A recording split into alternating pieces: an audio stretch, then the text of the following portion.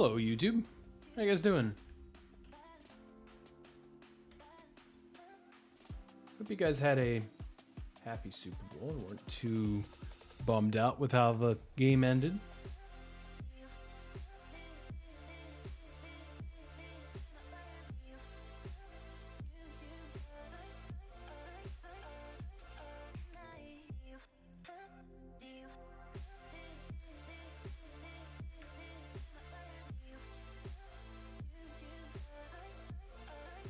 Got a good show. Obviously, we're going to be breaking down that Super Bowl. And it happened early last week, but, you know, obviously we had the Kevin Durant trade happen since we last recorded. So, also, I'm still getting used. So I flipped my camera around, but I feel like, yeah, anyways, doesn't matter. Flip my camera around. So now I feel like the angle's super weird, but it's all good.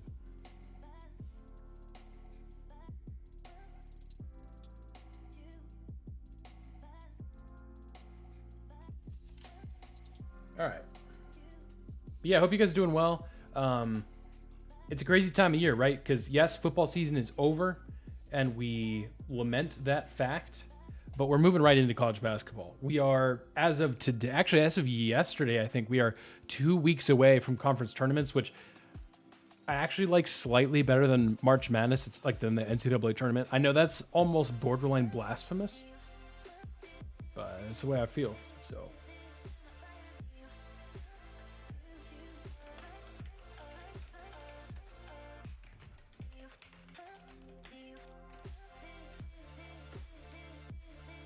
But if you're really a diehard football fan, it's not like completely over.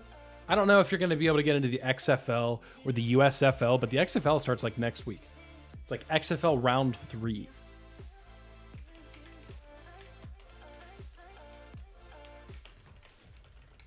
Actually, let's look at that while I'm working on these show notes. Let's look at that. Let's see. XFL schedule 2023. What do we got? We'll pick out a game here of this schedule to pick for our picks of the week. Saturday. So there's how many teams are there? 1, 2, 3, 4, 5, 6, 7, 8. There's only 8 teams. So that means you're only going to get 4 games a weekend. But honestly, that's still pretty good. So I'm thinking we pick the first game. Vegas at Arlington. Ooh, Bob Stoops is coaching Arlington. Yeah, that's what we're picking.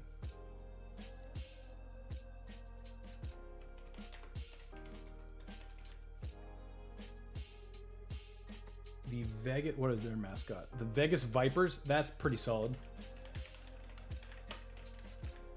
Versus the Arlington Renegades.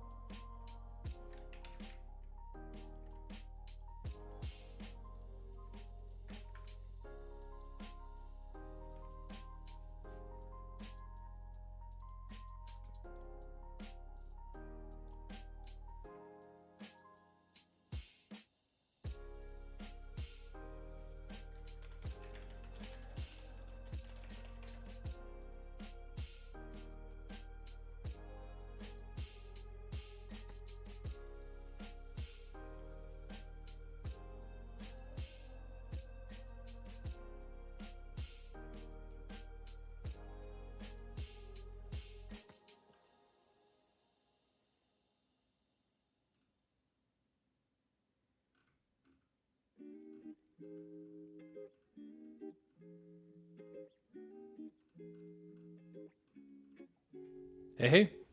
Yeah. How's it going? Not too bad. How are you doing? All right.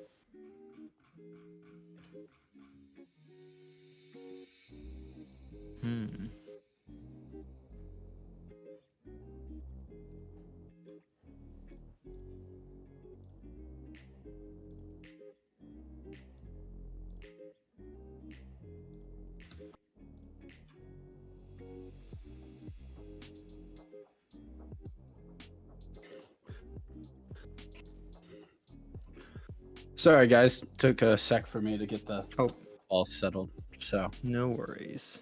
one last sec.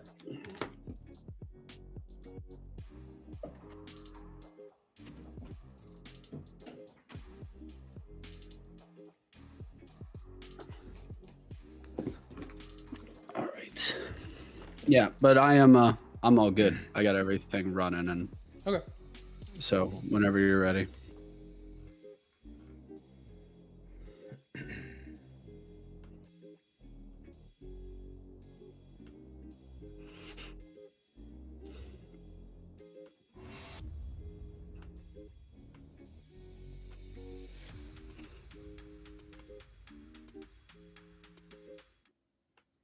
I think I'm good if you guys are.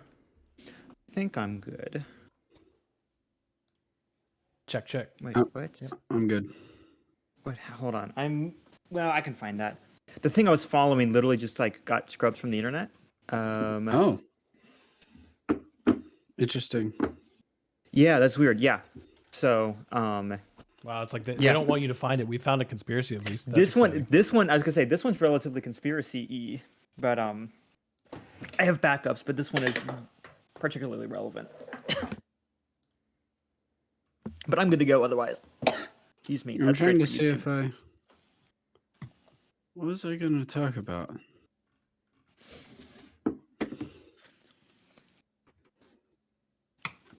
Let me just get my phone. Might just do it from the TikTok I saved. Yeah, it's USA Today. Why can I access that? Aaron, why aren't we picking a football game where we have the chance to pick the New Orleans Breakers? Well, because Yeah. that doesn't start for 2 more months, Johnny. Ugh. XFL's stupid. Because they don't have the New Orleans Breakers. That's true. That's so true. They do have some interesting mascots and coaches, though. So do with that what you will. All right. Yeah, if you guys are good, I can. Hang on. I can get us started. Let me fix this. Oh, there it is. And more. How dare they? Paywall. USA Today.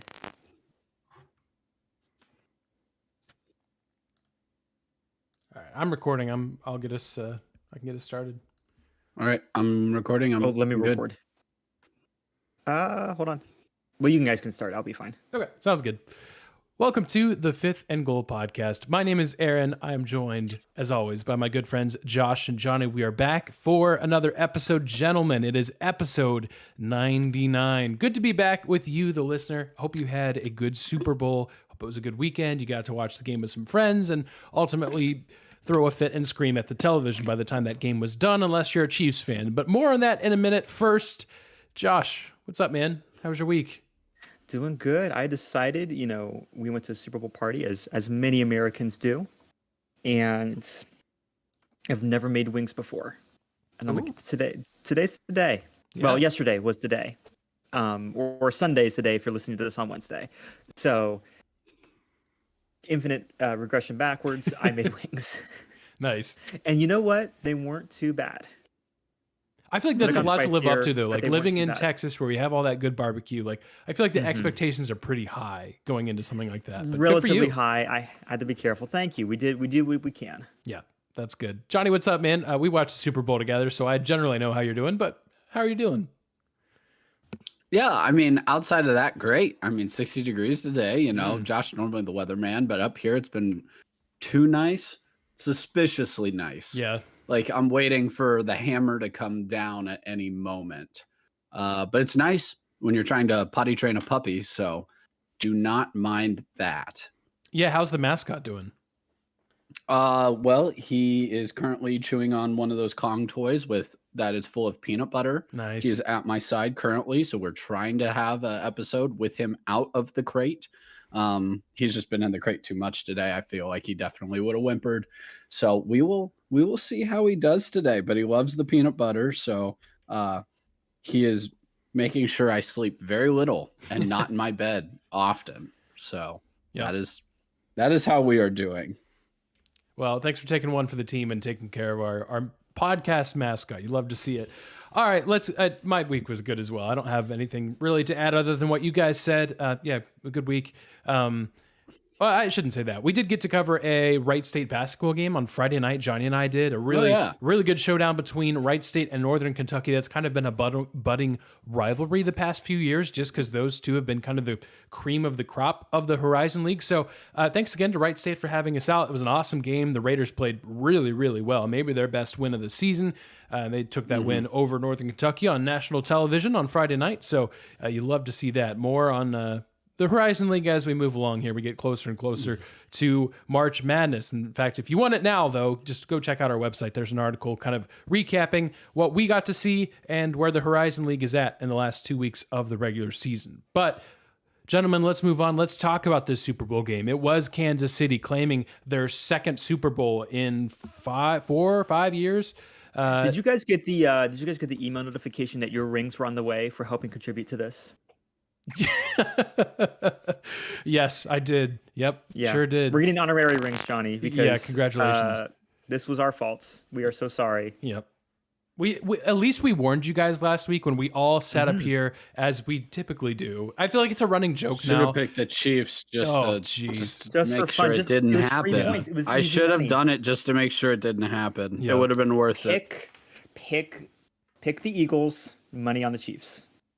Well, Johnny did have that, but anyways, I'm still angry. Chiefs 38-35. They take down the Eagles with some questionable, just singular, I guess, questionable call towards the end. But let me do this, and maybe I'm speaking for behalf For of the all last of us. 2 minutes. Yeah. Before the last 2 minutes. Number one, I think it's frustrating because that's just a terrible call in that situation. Just hands down. There's people on Twitter that like, and by people I mean like media members dissecting this and like, well, hold, and they're bringing up the rule book. I don't care. Number one, I'm not convinced it was actually a hold in any circumstance of a game, but you absolutely never call that in this situation where the game was at. For once, the wide receiver wasn't even asking for the flag. So And they're always asking and for they're always it. asking for a flag. All I'm doing right always now asking is for just it. regurgitating what you've probably thought, what you've heard. So to a certain extent, I don't want to dwell so much on this call because that's all we've been thinking about for the last 24 hours as we're recording this. If you want to hear what we have to say about NFL referees, then go 2 episodes back where we broke it down in more detail. We actually gave what we think is a decent solution on how to improve NFL refereeing because look, let's face it, the 2 biggest games of the NFL season are marred by terrible officiating. This game would have gone down as one of the all-time great Super Bowls, especially if Patrick Mahomes, like let's say the Chiefs do score a touchdown on that drive. Well, hey, guess what? Now you're giving Jalen Hurts a minute 30 with some great weapons, and the Chiefs weren't really able to stop the Eagles at all in this game either. Who knows what we could have seen? We may have been going to overtime. At the very least, we were in for a big-time showdown. And until the referees got in the way and just couldn't help themselves. So, I'll let you guys get anything off your chest as far as the referees go, but I do want to make it a point like, yes, this was bad, but I know everyone's talking about this. Everyone's frustrated with it.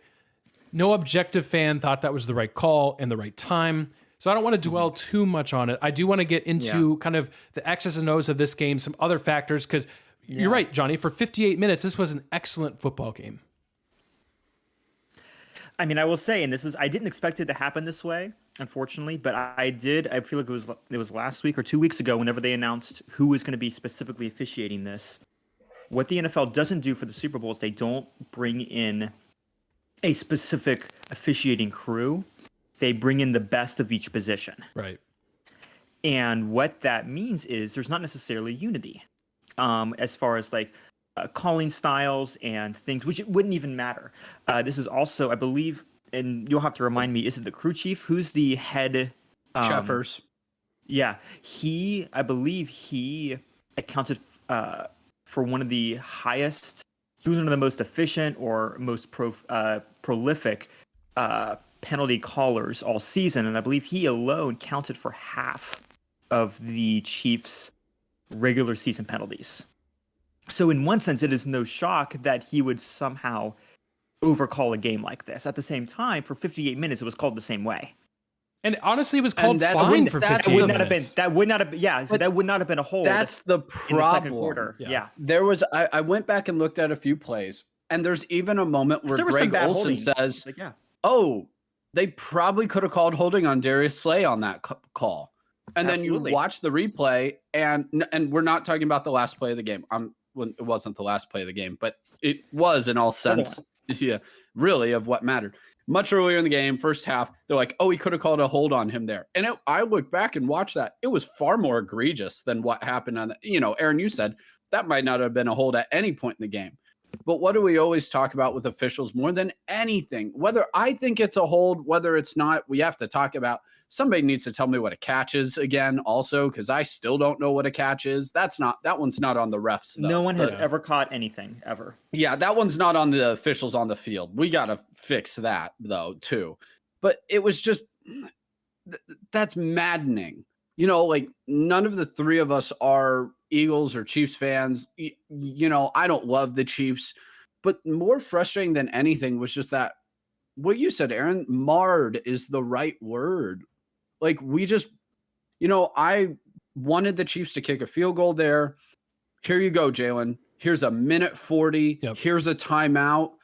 Let's see if you can go win this thing, or at least send it to overtime. A decent chance to send that thing to overtime. And so that was just incredibly frustrating because it felt like the game deserved that moment. And I think we all felt a little robbed. It just felt a little robbed of that moment more than anything. I know you said we'd kind of dig into the game though, more than that. And I said it with the Bengals 2 weeks ago when there were a lot of questionable calls in that game. There were still opportunities that the Eagles could have converted and won the game. Yes. Now, doesn't change that it's egregious. Both are true. So let's just get that out of the way. Both are true. That call hypothetically could have cost you the game. You also could have thrown a pick or not even gotten a field goal. So we don't know. We can play the hypothetical game. The reality is 20 years from now, only Philadelphia Eagles fans are probably going to remember that call. That's just kind of the way the sport works. The Chiefs got the Lombardi. They have it. So looking just at the game itself, what happened? I don't know about you guys, was shocked by the number of points. I mean, the total got shattered. The fact that only one field goal was made in this game, not one field goal because the Eagles had two themselves with the 2-point conversion.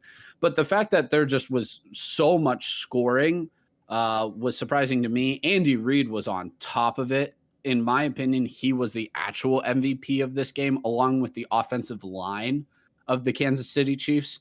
Again, Patrick Mahomes played very well. And part of the problem with the MVP award is you can't give it to, 5 offensive linemen, even though I would argue you should if they're deserving of it. It's hard to single one of those offensive linemen out. No sacks.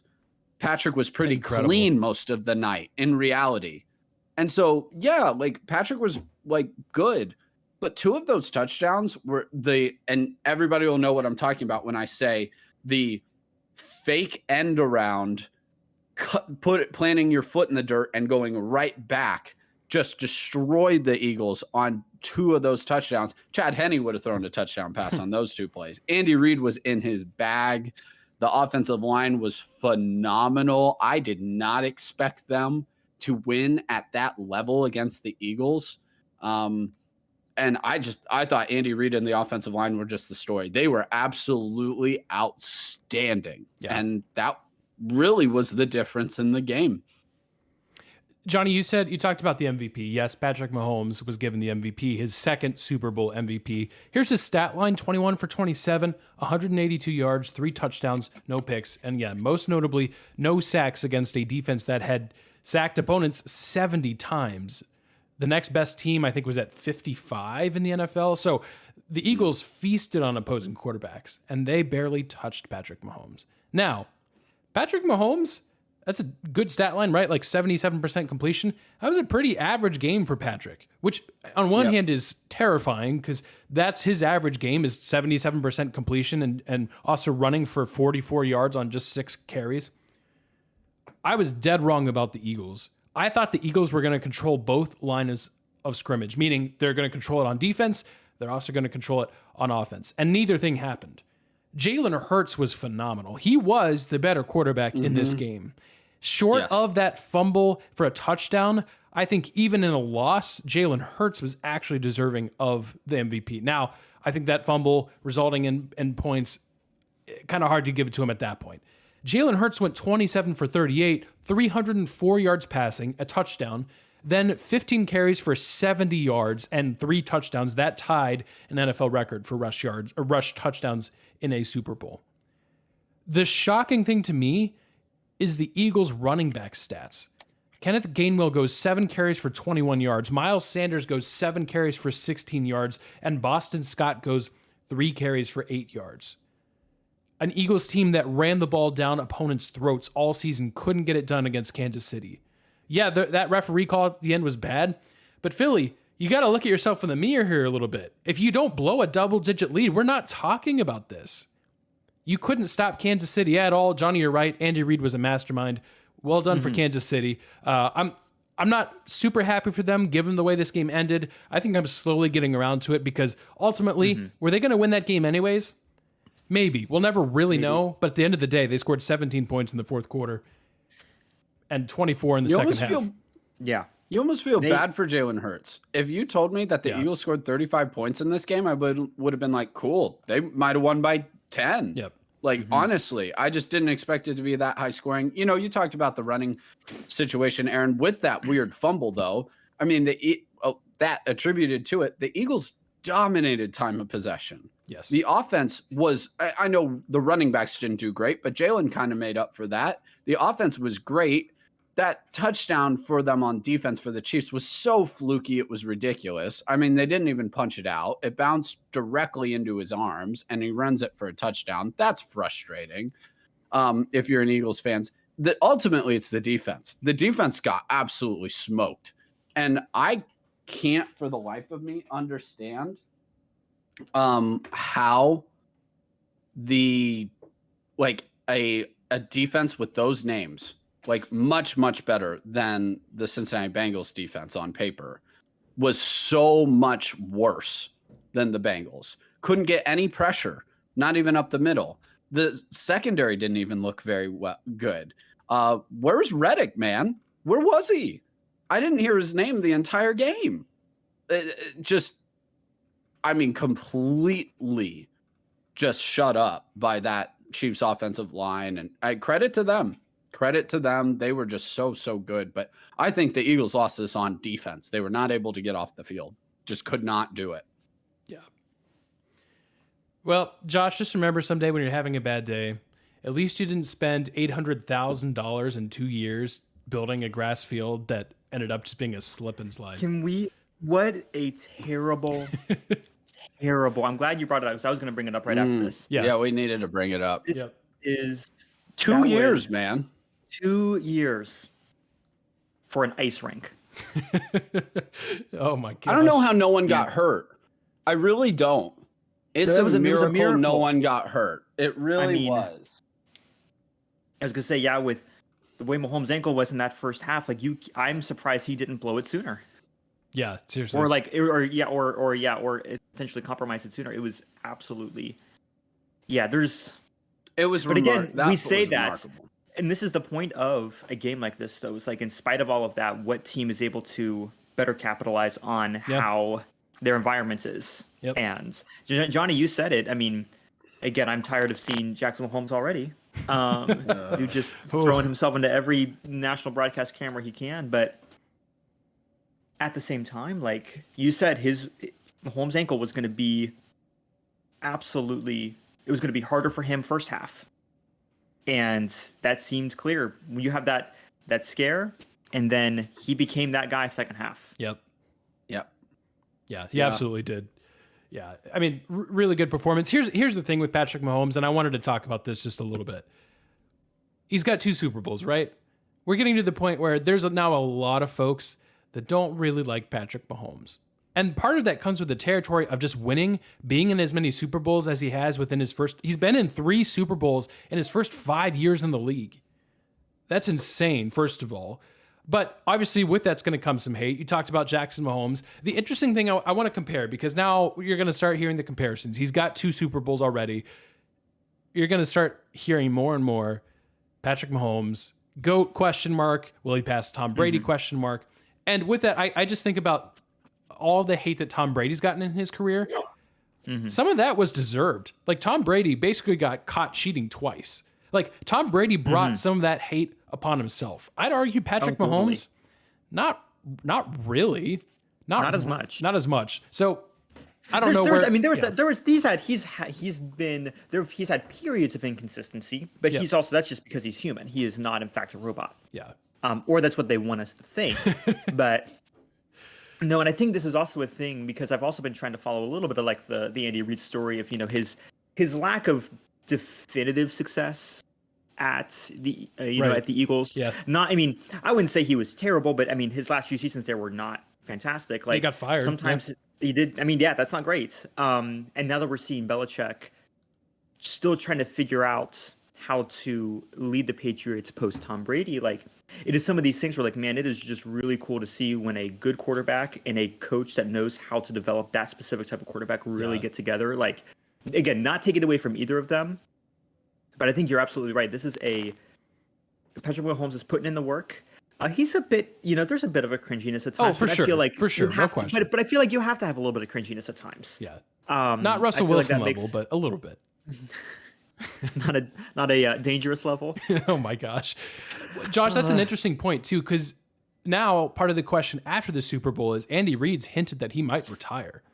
So what does that mean for Patrick Mahomes? Right. Reid said today, like if he decides that this is it, he'd love to see Eric Bieniemy, their current offensive coordinator, take over, which I think that would probably be a pretty seamless transition, to be honest. And Bieniemy is well overdue on a head coaching position. But that's a good point, Josh. I'm glad you brought it up because that's going to be an interesting question in the coming weeks. Is Andy Reid done? Jason Kelsey, kind of same story, the Philadelphia Eagles center who was just tremendous this year and has been his whole career. He's talked about, maybe this is it. So we'll see in the coming weeks, but some interesting takeaways. We've had conversations about dynasty. Well, we've not. The general sports community has, because again, 3 Super Bowl appearances, 2 wins. I think Patrick Mahomes was good to deflect that question when it came to him the night of.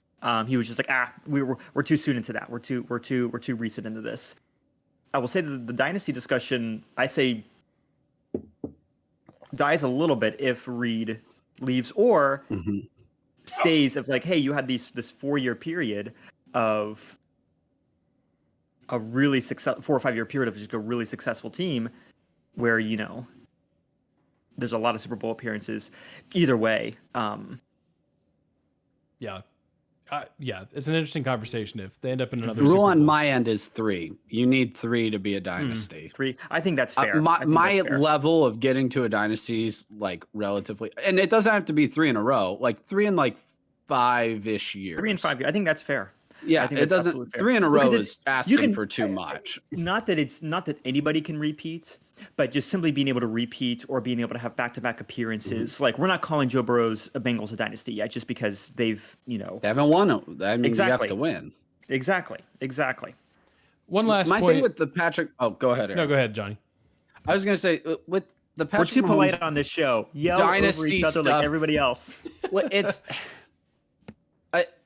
part of the frustration with Patrick Mahomes is not Patrick himself. Right. And I think we've talked about this too. Patrick seems like a great dude. He even sounds like Kermit the Frog. I don't know how you can really hate that. It's almost seemingly everyone besides Andy Reid around him is completely cringy and annoying and frustrating to have. Yeah, Travis Kelce last night's like, no one believed we could do this. I'm like, dude, you were the 1 seed in the AFC. Get out of here. We're the betting You went to the favorite in Kirby Vegas the Smart whole brain. year. You went to the Yeah, Kirby you were- Smart Oh, school. yeah. You were always Brainwashing. top 2 or 3 in every preseason poll. Come Yes. on, man. That like what are they just trolling us at this point? I don't Yes, even they are. understand Do they, it. or do they But genuinely believe it's- this? Because like Brainwashing. we It's all saw that. straight We all up saw that. brainwashing it's at that point. But is it self sorry, going back he to genuinely believe that he was disrespected all year? Patrick's not ahead of Joe Montana yet. No. Which there's no shame in anything that I'm saying right now. Patrick is going to play at least twice as long as he already has. Like he's going to play another 6 years minimum, probably much more than that. We'll have to see, but I wouldn't have him ahead of Montana. Obviously, he's nowhere near Tom yet. Could, but yet I still have him really with the. I don't even have him ahead of Drew Brees yet. Now, if you ask me which one would you rather have as a quarterback, I'd probably pick Patrick. But as far as career achievements, I think we're just so quick. Always, this isn't even a Patrick Mahomes thing, of the new shiny toy in the room. Yeah. Rather than, I got a puppy right now. As soon as I get a new toy in the room, the other ones are completely obsolete. It's like there's no point. I might as well throw them in the trash. Only that one toy exists. I feel like the media and everyone's always like that when it comes to Patrick Mahomes, or heck, in the NBA, you could even argue they've been this way a little bit with like Jordan Poole, like with the Warriors, like, oh, he's the heir apparent of Steph, like he's going to come in and replace him. Or we're always looking for the replacement. We're always looking for the new best thing. Let's calm down a little bit. Patrick's going to get there. I fully believe it, but he hasn't played long enough to get there. And I think it's extremely disrespectful to a Joe Montana, to a Drew Brees. I don't like him a ton as a person, and he's probably in his darkness retreat right now. I don't even know if he's ahead of Aaron Rodgers as far as career achievement yet. Now, that one's arguable. Yeah. Anyways. But I think overall, if you actually look at everything Aaron's done in his career, that has to mean something. Longevity has to mean something. Absolutely. And so that's what. Let's calm down. We're always in such a rush. He's gonna get there. He's going to. He's probably at minimum going to be the second or third best quarterback ever to play. But he's not there yet as far as earned an achievement. So let's calm down a little bit on the he's already the GOAT talk. People the media now just wants to make everybody the GOAT. Everything's the GOAT, rather than like, well, if everything's the GOAT, then nothing is. Speaking of actual GOAT, though, between now and the last time we recorded, and Johnny, your last statement reminded me of this, LeBron became the NBA's all-time leading scorer. Oh, yeah. And one of the funniest, because obviously there's people that, love Michael Jordan, and that's fine. More power to you. That's certainly a debate. But there's a lot of people that just love criticizing LeBron for clout or just whatever. And there's a lot of people saying, well, it took him, 2 or 3 years longer than so-and-so. I'm like, yeah, isn't that kind of more impressive? The fact that he's playing at this level at 38 years old. Are you kidding me? Mm-hmm. In my mind, it's being used as an argument against him. I think it's actually an argument for LeBron and why he is the GOAT. I've settled on this. I'm not trying to get into a debate right now. Maybe a future show we can talk about this more. I think that Michael Jordan is the greatest of all time. I think that LeBron James is the best basketball player of all time. And those two things are not the same thing. But anyways, that's for a different time. You can store that away or just throw it at us on Twitter. We can get into a debate there. That's a good spot. Watch every other sports debate show. That's all they're ever talking about. That's true. That's honestly one of the reasons why we really haven't gone into that. It doesn't need to be talked about. We don't need to throw our voice into this empty void of other voices. But that's what we're going to do here, because now let's move on to the NBA. Trade deadline happened on Wednesday. So again, since the last time we recorded, and of course the big news, the shocking news at 1:30 a.m. Eastern time. Of course, I'm a sports sicko, so I was awake following this live when it happened. But the Phoenix Suns acquired Kevin Durant for Jay Crowder, Mikal Bridges, Cam Johnson, 4 unprotected first-round draft picks in 2023, 25, 27, and 29, a 2028 pick swap, and TJ Warren is also headed to Phoenix in the deal. So this was kind of shocking. There was we talked about it last week, right? I think I straight up said I thought Kevin Durant, there's a good chance that he's not going to stay in Brooklyn. Number one, because if you remember, and I actually went back to episode, I think 71, Kevin Durant originally requested a trade before the season began. And we all kind of gave our thoughts and which team he would end up with. And it ended up that he signed with Brooklyn for the season. But Johnny, you said like 30 episodes ago, so basically half a year ago, that he would end up on the Phoenix Suns. And here he is. Johnny, what do you think about this? Kevin Durant to the Suns.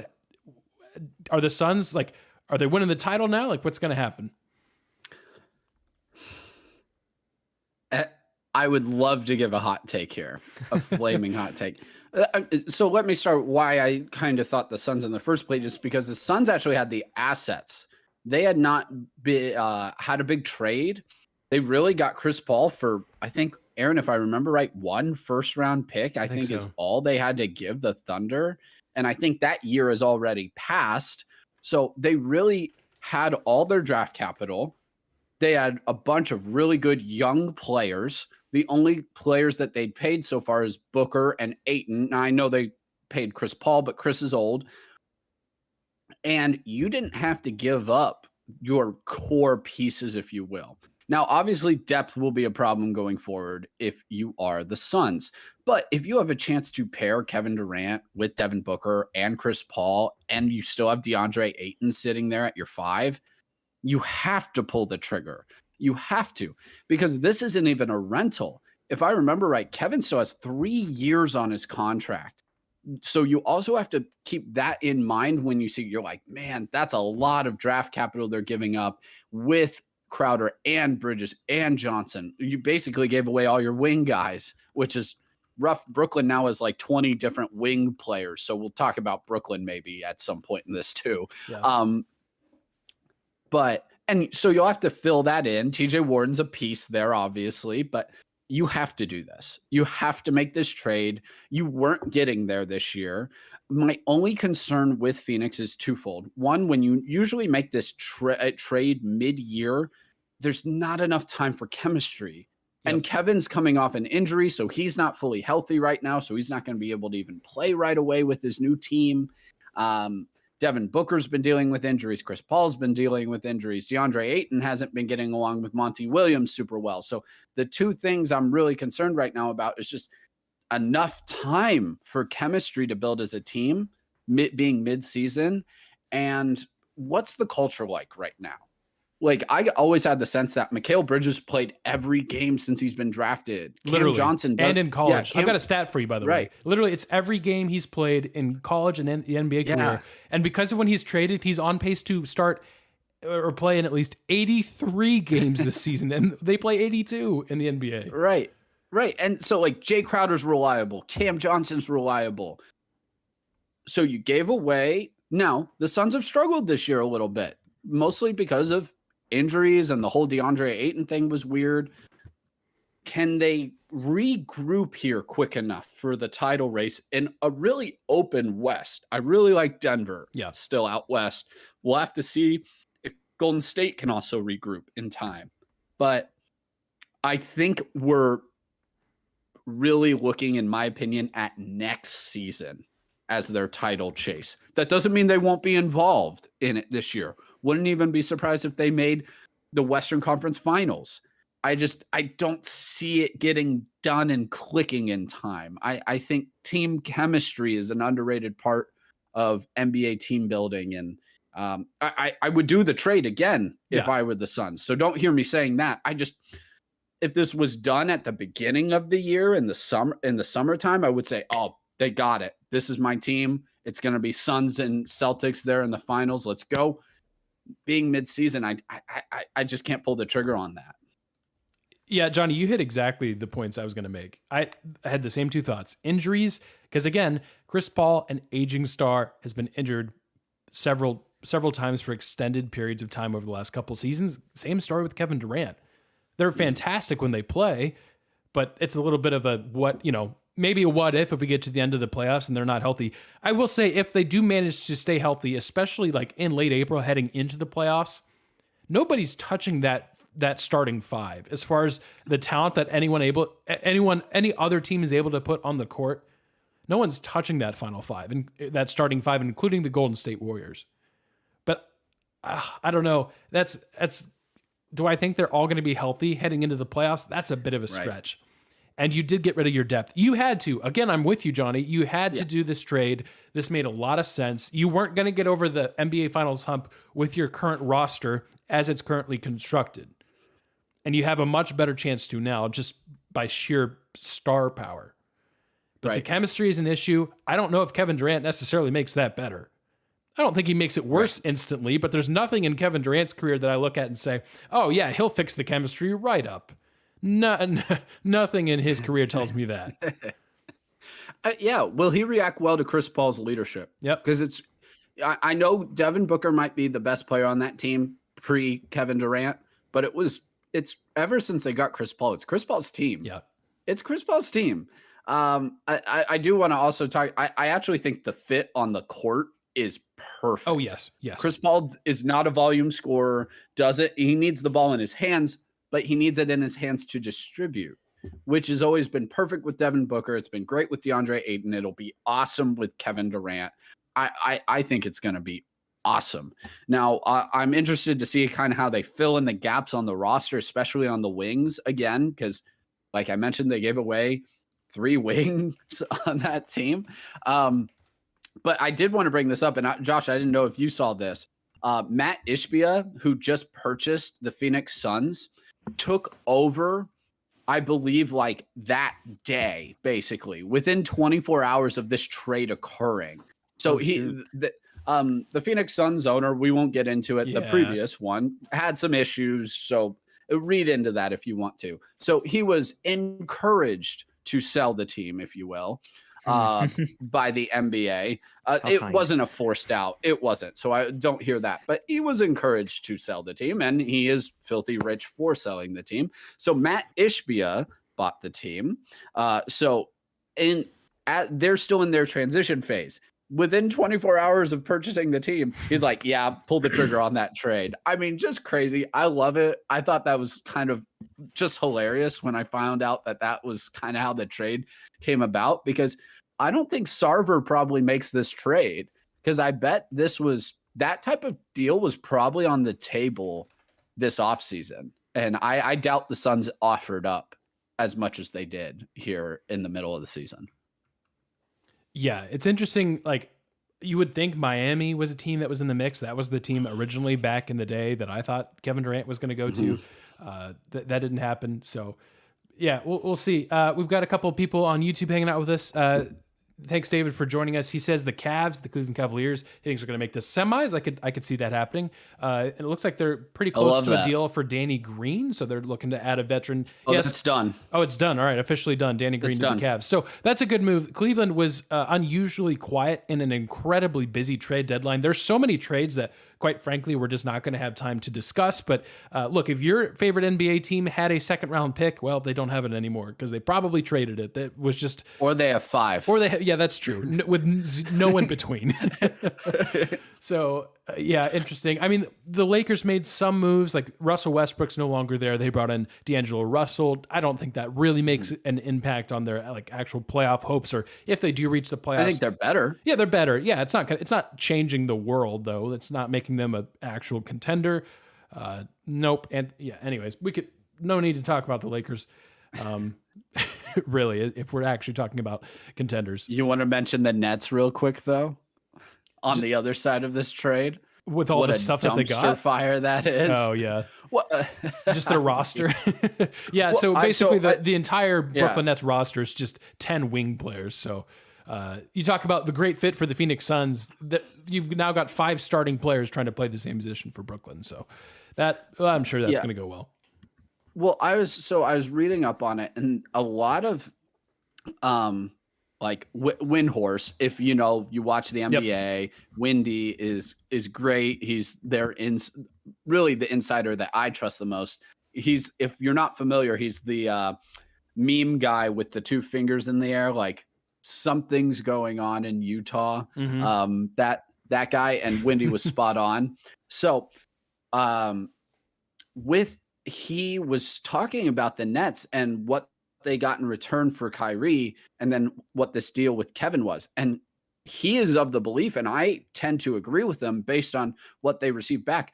What they got back from that Kyrie Irving trade was keeping in mind that they were going to keep Kevin Durant, because those were usable pieces that you could use right now or flip really quickly. They were wing shooters, defenders, 2-way players that could move the ball and go.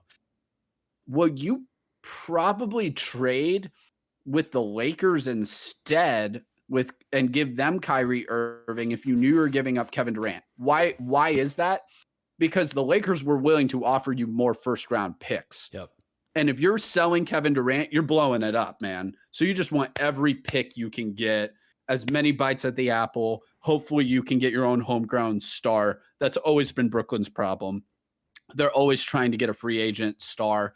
They can't get their own in the draft. And ultimately, really, if you're going to contend consistently in the NBA, you have to draft your own homegrown star. You just have to. That's how it works. That doesn't mean you don't get trades and other stars, but one of them has to be your own guy that you got in the draft. So I thought that was just really interesting. And what you said, Aaron, like they have 20 wings. And part of that is because the thought process was that they were going to keep Kevin at first. And now they're stuck with all those wing defenders. And they didn't have enough time to try to then turn around and sell them off. Yeah. So be looking at Brooklyn maybe this offseason. They're probably going to be trading off a few more of these guys. I do believe Jay Crowder ended up in Milwaukee, though. He did, yes. If I'm correct on that. Yeah, that is correct. They had enough time to get rid of Crowder. That's a great pickup by the Bucks, too. But, yeah. Well, real quick nothing note, quite like the NBA trade deadline. Yeah, one quick note on that, Johnny, because I think you hit the nail on the head when you talked about homegrown talent. Let's take LeBron out of this. Well, maybe not even, but for now, let's take LeBron out of this equation. Short of having the best player in the universe on your team, think about the last NBA titles winners. Golden State, goes without saying, virtually all of their talent is homegrown, the big three at least. Milwaukee, Giannis.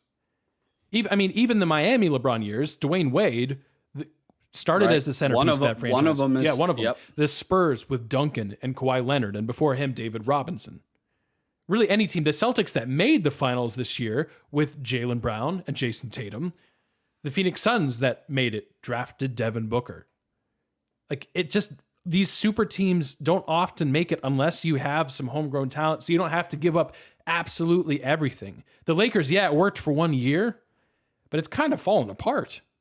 And part because of Anthony Davis's injuries, quite frankly, LeBron's injuries. We could go on and talk about that. But at the end of the day, look at the teams that have made either the NBA Finals or have won it. There is at least one superstar homegrown, if not multiple. So I think it's a really good point, Johnny. And we're probably going to see that again. Short of Phoenix winning the title, and even then, you still have DeAndre Ayton, Devin Booker. Like, you still have those pieces. Still counts. Denver, Jokic this year. Milwaukee. We already mentioned Milwaukee and Boston. Like the most like the favorites going into the playoffs. At least one of those stars, if not two, on most of them are from their own draft class. It's remarkable, really. Yeah, it is. By the way, Jokic is averaging a triple-double as a center. Love I realized that he's won the last two MVPs. That guy's insane and probably deserves a third. Favorite. I'm not sure he's going to win it just with voter fatigue, but oh my gosh, that guy's amazing. This is not getting enough credit for what he's doing this season. All right, it's time to move on. We've talked NBA long enough. Let's get into it. Let's apologize once again to everyone for our picks of the week. We obviously all picked the Eagles. We both had various MVPs that did not win the MVP because their team lost. So that means our current standings heading into episode 100 next week is myself with 56 points, Johnny with 51, Josh with 49. This week we are picking more football. Wait, I thought football season was over. Not if you're a fan of the XFL. Never over.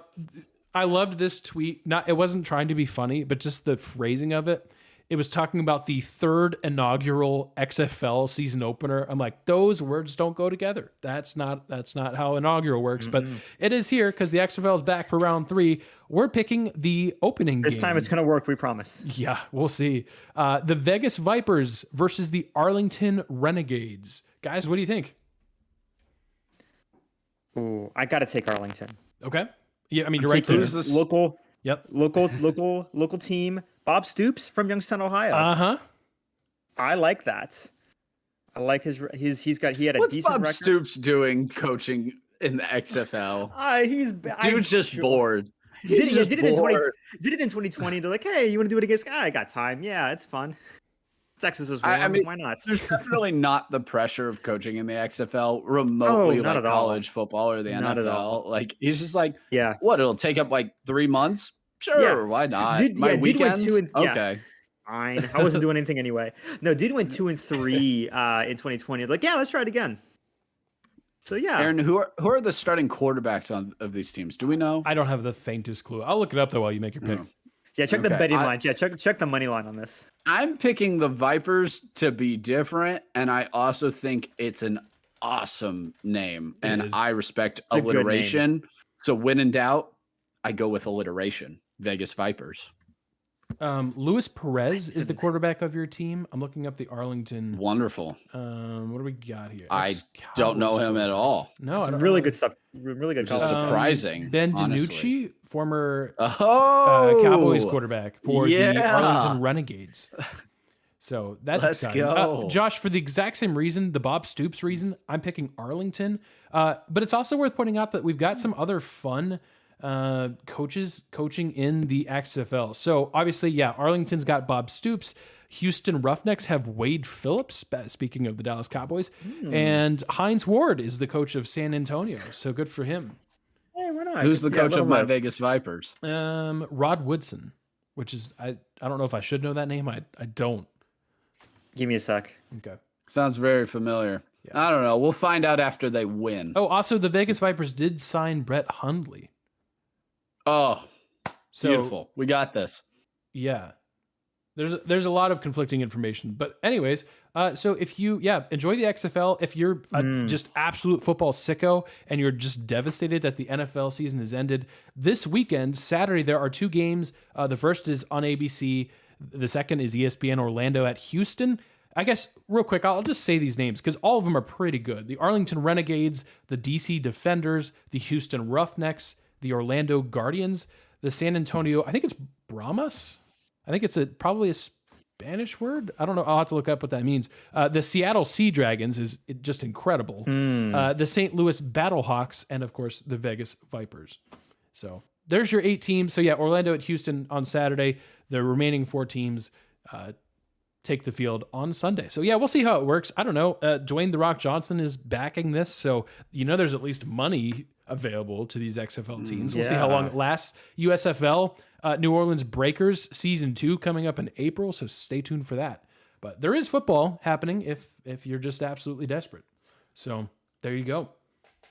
And we'll see next week how our picks go. XFL, gotta love it. All right, that does mean it's what we're following. And I can start because I feel like mine's, well, I've got a couple things. One's very, very sports specific, so I'll get kind of the quote unquote boring option out of the way. So as I mentioned, 2 weeks from yesterday, as we're recording, conference basketball tournaments start. And you guys know, if you know me at all, you know that I love my conference tournaments. I think I actually love it so much that I even like it more than March Madness, which I know is blasphemous. I know that's like borderline heresy, but I love it. You get some of the smaller conferences that kick off in week 1. So you get the Horizon League, you get the Atlantic Sun, you get the Sun Belt this year is kind of in that first week slot. So love to see that. You get the Ohio Valley, you get the Big South. I could go on and on, but I absolutely love this time of year. And if you do too, as we did last year, we will have brackets available on our website for each, I think 32 conferences. There's 32 conference tournaments. So we're going to have 2 versions of our bracket this year. We're going to have one that looks really fancy and has like a hardwood background, and you can, we'll throw it on Twitter and you can download it or whatever. We'll also have a printer friendly version. If you are like me and you like printing them out, you can print them out and it won't use your entire color ink in one paper. So we'll remove the fancy background and we'll make it a little bit more printer friendly for you. But that's all happening on our website. It'll give you game times. It'll give you seeds, everything you might possibly need to know about conference tournaments, including bracketology. We'll be updating that as quickly as we can, especially in the coming weeks, as each of these conference tournaments, depending on who wins, could drastically shape the bubble. So Johnny is our main man, our resident bracketologist. So make sure you also give us a follow on Twitter if that's your thing, if you love kind of that breakdown of which teams are going to get into the tournament, which teams will not, especially if you are a fan of a team that is on the bubble. So that's kind of just a giant disclaimer, but also to say we are 2 weeks away from March Madness. It is here, guys. So yeah, that's exciting. Also, if you've been watching football this whole time and you're like, oh crap, I got college basketball to catch up on, we've got an article on our website that will help catch you up. We have a video on our YouTube channel that will help catch you up. So I also recommend those 2 resources. Now, for the more fun thing. If I didn't lose it on Twitter, I think I lost it. Hang on, let me pull it up. All right, here we go. Miami Marlins, not a very good baseball team, so you got to mix it up. You got to keep things interesting when you're not well, I shouldn't say that. Probably not a very good baseball team. We'll see. Doesn't matter. The Miami Marlins. every baseball team kind of has their own food that they're known for, right? If you go to the Reds game, you get your traditional Skyline chili. Every park kind of has their own traditional things. Seattle has really good garlic fries. Highly recommend those. Miami's breaking out something new. They're bringing out, I believe it's pronounced the Cubano Gigante, will be available at the Marlins games this season. Let me describe this to you, and then Josh and Johnny, we can determine if the three of us are manly enough to finish this on our own. It is a 3-foot sandwich with ham, roasted pork, Swiss cheese, pickles, and mustard that weighs 2 pounds and feeds up to 8 people. What is normally intended for 8 people, do you think we could take care of it, the three of us? I hate mustard. How many pounds was it again? 2 pounds. Wait, it's just 2 pounds. Yeah, Easy money. I think so too. I got a 2-pound roast 8 in the people, crock pot yeah. right now. I was gonna Not say, I've including made the Cubanos. potatoes and Yeah, carrots. Nice. this is easy. Yeah, I got this. I'm with you guys. I'm also with you guys on the mustard, though. Like some of the Mustard's the ingredients, I don't worst. think No, I'd no, no, no. Oh, enjoy you this guys- experience, but you I think I Why could the do pickles, it. Mustard man? on it. Yeah. Why you got mustard and pickles Ugh. on a sandwich? Why are you doing that? That's bad. Put the pickle on the because side. you gotta cut Put the the creaminess pickle of the cheese, on the the pork side. and the ham. You have all of these like base things, and you need a touch of acidity. Okay, go to like any cooking class will tell you need a touch of acidity. Then And put the it on pickles the are like- side. Yeah. No, pickles are like a half sour. It's not like a dill pick. I mean, it's not. It's like it's like a deli dill. No. Yeah. No, It's- pickles yeah, are they're half the sours. worst. I know, Oh, Josh, gosh, you had a you jar of pickles in your mini. I had. Yes, he did. I had college. 2. Okay, I go to HEB and I get 2 things of pickles like an American. Okay, Oh man, that was the worst. fantastic. I've done everything but make my own pickles. So that might be next. I'm actually year's- kind of surprised you haven't done that yet. You know what? Now that I say that, I tried it when I was in high school, and I was in a part of the country that didn't have a ton of fresh ingredients all the time. So now that I'm back in a resource heavy city, I might just go and go give me some fresh dill. All right, I respect that. Some of those good cukes. Yeah. All right. Well, I hate that you said that. So Send me all your pickles. Send me all your pickles. I'll eat them. okay, that's pretty much what happened. Hate cucumbers though. Wait, really? Can't stand them. They taste like nothing. They don't taste like pickles. So why would I eat them? That's fair. Oh man. All right. Well, Pickles are Cucumbers are just deconstructed pickles. if you see us passed out, well, or if you see Josh passed out specifically, it's because the three of us ate this 3-foot long sandwich, but we gave Josh all the pickles. So basically, Johnny and I just ate the bread, and we gave Josh the pickles. So that's what's going to happen here. I can Listen, I'll take see that it deal all already. day. Yep. Pickles You'll for take coloring- pickles over Pickles- bread? Okay. That Pickles is are no. better- here, That's no, a no, no, here. serial killer trait. You'll take pickles You know what over pickles do? bread. You know what pickles do, Johnny? I'm going to tell you exactly what pickles do. Nothing Pickles is help better than bread. curb, cravings. Okay. Wait, really?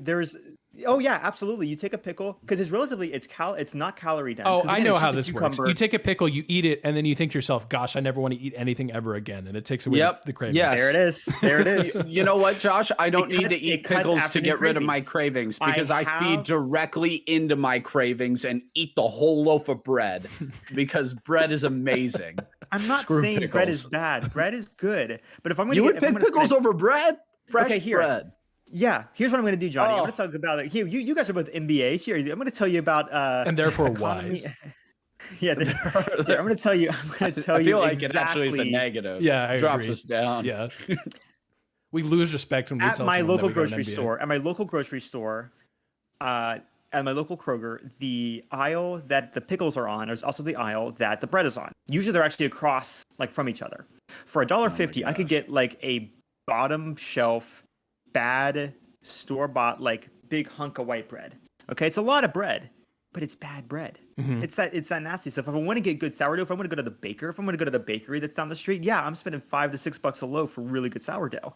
Or for $1.50, I can get You get like what you pay for. I can get like a freaking pound of pickles, and it's fantastic. They're so good. I don't know what you're talking about though, Josh. That's what at I the call same time. efficiency. No, I know what you mean. The good stuff does cost you a little bit more, but you can get yeah. a French loaf for like $2 at Walmart. So I don't know what you're talking about either. I listen, Give me a- Johnny. I hate to tell give you me a this. I hate to tell French you this. It's loaf. not worth it. Spending an extra 50 I thought cents you were on going what to is say, essentially I the hate same to tell thing. you it's not French. That's if what it's I thought from I was gonna Walmart. say. I know- And that yeah, I would know have you know been it's not correct French. also. That would have been correct Yeah, you know it's also. not French. Yeah. Give me some butter and a warm loaf of bread, Mm. and I will be happy. Happy for hours. Yeah. Well, I For didn't think hours. that conversation was going to go there, but it did. And maybe I shouldn't be surprised. 99 episodes in. All right. We're hungry. Yeah, Johnny, what's up? What do you got for us? So if you watched the Super Bowl last night, you were probably disappointed with most of the commercials, as Yeah. I've been the last few years, but that's Oh, okay. yeah. We did have some movie trailers that came out. So I'll start off with this one. You saw Harrison Ford, new Indiana Jones. Listen, I love Harrison Ford. The first 3 Indiana Jones, awesome. Very good. Fine. 4th one, terrible. Just Kingdom of the Crystal Skull, awful. So You what don't do like they Shia do? LaBeouf? Let's make a 5th one. And he's Have even you old. heard? So and they're gonna do the deep fake and all the weird technology the Mhm. whole time. And All listen, that I Disney respect stuff. that everybody doing that. That's probably incredibly hard work. Good job. But we don't need a 5th one. The 3rd one was ended perfectly with him literally running off into the sunset. That's not really a spoiler.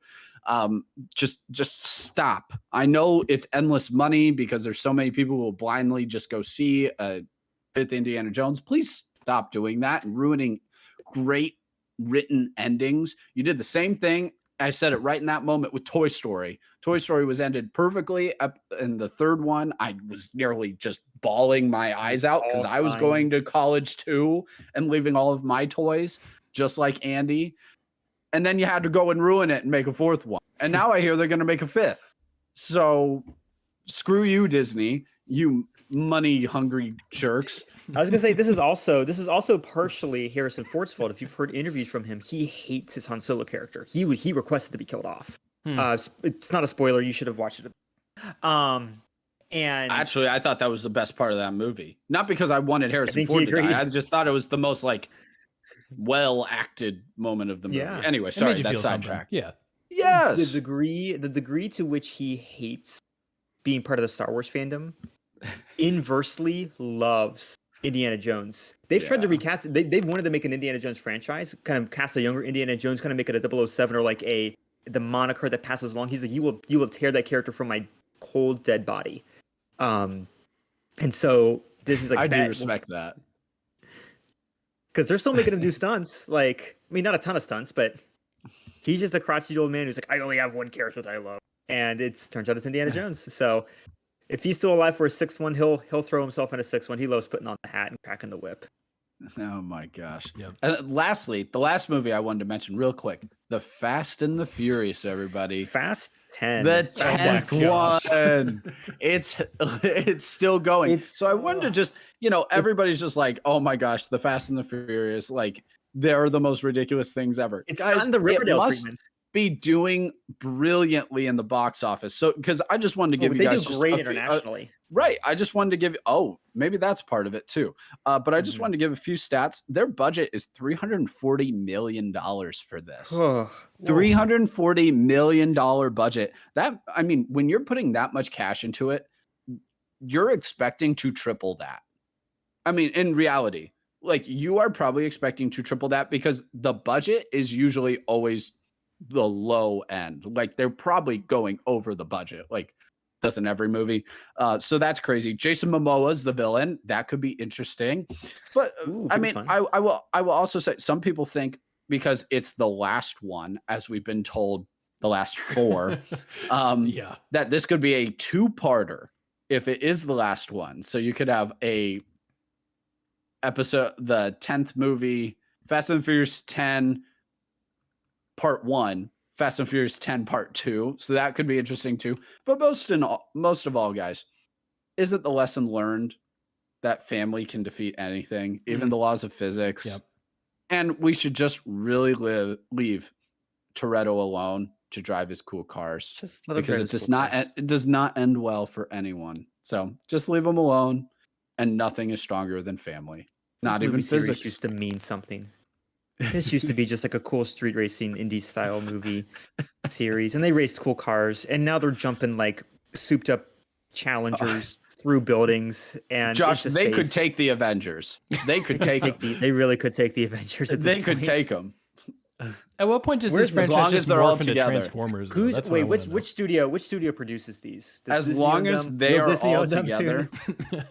as long as they are all together, you can't. Is it Fast and defeat them. Furious? It's Fast and true. Is it Fast and Furious? Why do they also Fast- just a note? It's just called Fast. They're It's Fast naming- X. So Fast Fast Fast X. 10. Yeah. Yeah. Fast I'm 10. going to. But if you straight to jail, search whoever Fast came up with and a naming Furious, too. convention. Yeah. Okay.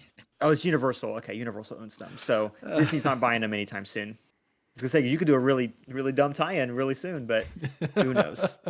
Man, do they have a ride? Somebody, if you're listening, do they they have have Fast a and Furious ride at rides. Universal? Oh, they do. Yeah, at least one, and I think they Okay. just updated per movie. That's pretty cool. Wow. Yeah, because they have There's some gonna be a whole Transformers section things. of Universal Studios that's just Fast and the Furious. It's just I love yeah, it's it. slowly morphing into just Fast and Furious. Exclusively. It's that. It's that Harry Potter, Transformers. What else does Universal have? I'm sure they have Well, other you know, things. it's at least Despicable Me. a family friendly park. Mhm. Very family friendly park. They That's all I Decepticon- got. All right, Hey, Josh, all please I know save is us. they have. Hey, speaking of. Welcome to Chess Heads. Yay. Yay! And we do talk about war every now and then. You know, games can be warlike, and we've talked about war. Well, there's one more that we haven't talked about in a while, and that's I'm calling them the soda wars Okay. because I am a traitor to my people in Ohio. I think everyone else calls it pop. No, it's soda. Um, That's correct. Is it soda? Good. You're good. You're a good man. Johnny, No, what it's is all it? just Coke. Okay. Don't you dare. Don't you dare. That's the one part of the South that I'm going to try and reform. Everything else, fantastic. I need just the one little thing. It's stop calling it Coke. Everything Coke. But you know who is calling it all Coke now? Culver's. Culver's has made the landmark decision to switch from Pepsi products in its stores to Coke products. Ooh. Dang, I'm not gonna what have to you go to mean. Culver's. That's awesome. Good for Culver's. Well, no, this is going to be weird. First off, Culver's fans are kind of revolting. You know the Midwesterners. Well, they're wrong. And they're, Yeah, So they're wrong. Look at my day is ruined. Well, if your day is ruined because a burger chain switched out to Coke, no, that's However, legitimate. and here's why it's legit. If they were switching the other way, I would be on their Oh side. no! So I have to say it's legitimate. if McDonald's or Burger King or Oh my gosh, Five I'd lose my Guys, mind. like, hey, by the I way, would we're never flipping go to Pepsi. McDonald's again. I would never light go every one of them on again. fire. But here's the thing now: of the top 15 biggest burger chains in the U.S., all 15 now have Coke products Let's go. exclusively. Because it's just better. It's Pepsi just is better. not in any of the top 15s. It's genuinely here. It's McDonald's, Wendy's, Burger King, Sonic, Dairy Queen actually sells quite a few burgers. They're top Jack in the 15? Box. Oh my gosh. They're top 5. Yeah. Wow. What? Hold up. Dairy Queen. Okay. Now what is this? Workandmoney.com might be fudging the numbers and saying that total revenue, and they're calling it a burger place, like total revenue, Dairy Queen's going to do well. Oh. That the burger thing's probably being fudged because everything Okay, else, okay. Whataburger, Hardee's, Carl's Jr., Five Guys, and now Culver's. Wow. All the top 10, and I checked, it's like top 15. That's awesome. Absolutely insane.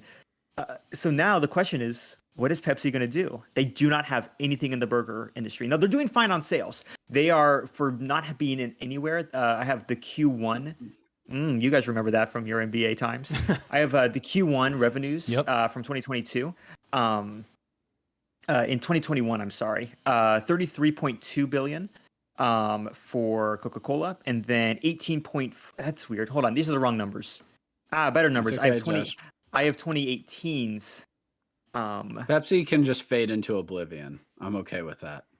Yeah, Goodbye, Pepsi Pepsi. can. Everything's Coke now. You know what's It's always saving been Pepsi? Coke. You know what's saving Pepsi? The fact that PepsiCo owns restaurants. Coke doesn't own restaurant. And they're still, as far as like drink sales, PepsiCo is at $30.7 billion in 2018 versus 31.9 billion, just a little bit more for Coca-Cola. Double the revenue. $33.9 billion of PepsiCo's income comes straight from their restaurants. They own all the Yum brands. So that's Pizza Hut, KFC, Taco KFC. Bell. Yep. Yeah. And you know what's saving them? Baja Blast. That's so true, actually. This is a theory. Mountain Dew, they have sold Mountain Dew to an entire generation of gamers And I think that is exactly what is saving them, because Coke and If Diet only I Coke, could get KFC on the good side of this. If KFC got onto the Coke side, I'd never have to drink a Pepsi again. I'd never have to drink a Pepsi ever again. You have to convince Coca-Cola to buy KFC, which would be the I need them biggest to. of power moves. Be the It'd be a largest of power monopoly, moves. man. Be a You'd have to break monopoly. it up. It's a monopoly at that point. At that point, what won't they own then? But how could you break up a soda monopoly? Because it's literally like everybody likes us better. I'm sorry that like we're better than everyone. How do you like break that up? Coke Yeah. is just better. It is. It is. That's That we're, is. we are a Anything. Sorry, Coke everybody. podcast. Sorry, everybody. As a Not blossoming Texan, I'm starting to grow in my affinity for Dr. Pepper since I've been down to the Waco place. Dr. Pepper's You know, fine. had it Yeah. straight from the source, but I've also been to the Coke Museum, had it straight from the source. Don't try the Beverly, it's disgusting. Everything else is fantastic. There's a if you've never been to the Coke Museum in Atlanta, there's a section of all of the Coca-Cola products internationally. They have all the concentrates there. And so you can have a bunch of little every soda that they market, you can try. And one of them is an Nice. Italian soda called Beverly. I don't know if it was made by Coke or if it was simply just purchased and now is distributed by Coke. Yeah. I've had some Unfortunately- of those that they've purchased, like companies they've Abs- purchased abroad. Yeah. Yeah, Beverly, horrendous. So bad. I remember trying it back in 2014. Still remember the taste. Don't do it. I'm going to try it again whenever I go back, but don't. You don't. I will say Inca Cola is I'm good a- though. I'm a so- if you're in I'm a- South America, Inca Cola Oh. is really Yeah, good. it is. It's where it's So, at. If you're listening to us from South America, one, thank you. First off, Two, hi. how? Yeah, fantastic. But They have Inca the Cola. internet, Johnny. How dare you? what? They have podcasts down there. How many people do you know who live in South America? I mean, Hold on, let me gosh, pull I out know my they have cool- the let me- internet. You've never even been to South America. I have. So Wait, are you saying that you, having been to Peru, know for a fact that they do not have the internet? Do you know No, Brazil is one of the that's not- largest? Every time I go to a band on Spotify, Brazil is like the number not what I'm 2 or 3 saying. country listening to whatever band Yes. I'm listening to. So Josh and I are both You- kind of indirectly on Spotify, and I think the number 2 country that listens to that band is Brazil. I'm almost positive. yeah, absolutely. yes, they See, very Johnny, I much just so have corrected- the internet, Josh. We just don't have a lot of friends down in South America yet. We will make friends in South America. Johnny, no, say this right before episode 100. I was hoping to do it on episode 100, but we have finally come full circle. I have defeated you in Yes. the geography thing. Good job, Josh. No, well yes, done. that's We've not done what it. I said. Congratulations. This podcast End the is the End the podcast. End the podcast. Yep. End it. All right, we'll see you guys next week. Uh, That's not what I said. That's. It's not about what you said. It's about what you meant. yep. Oh, that's even more on my side. Oh my gosh. All right, YouTube. Thanks It's for hanging what out with we us. believe you meant. David, thanks for joining us. Appreciate the comments. We'll see you guys. I'll see you guys next week. Episode 100. Pretty wild. So, and we'll see I'll you. be I mean, eating mayonnaise ice cream. yeah, we got to figure that out. So, all right, we'll go there's figure gotta that be out recipes. while you guys go I watch still whatever have you're gonna quite a watch bit next. of Dukes. I